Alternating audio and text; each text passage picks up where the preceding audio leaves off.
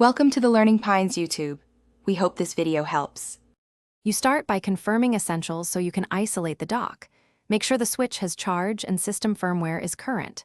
Next, plug the official AC adapter straight into a wall outlet, no surge protector, to guarantee stable 15V/2. 6A power. Then attach a known good HDMI cable and select the matching TV input. Once done, dock the console and watch for the TV signal. If nothing appears, power cycle the TV and reset both cables to rule out loose connections. Now you move into hands-on diagnostics. Remove the inner plastic cover of the dock and visually inspect the USB-C female connector for bent pins or corrosion, because physical damage is a common cause. Clean gently with compressed air and a cotton swab lightly dampened with isopropyl alcohol to remove conductive grime.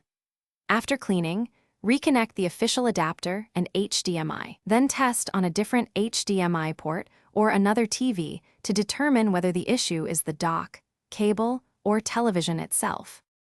Finish by exhausting software and hardware resets. Unplug the AC adapter and leave it disconnected for 30 seconds, then reconnect. Perform a hard reset of the switch by holding power for 12 seconds and restarting. If the problem persists, test with an official Nintendo dock or a powered USB-C to HDMI adapter to verify a dock hardware fault. If none work, back up your saves, prepare for replacement, and contact Nintendo support. Troubleshooting tip.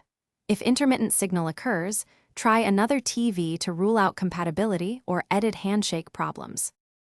Thanks for watching. Consider subscribing if we helped you.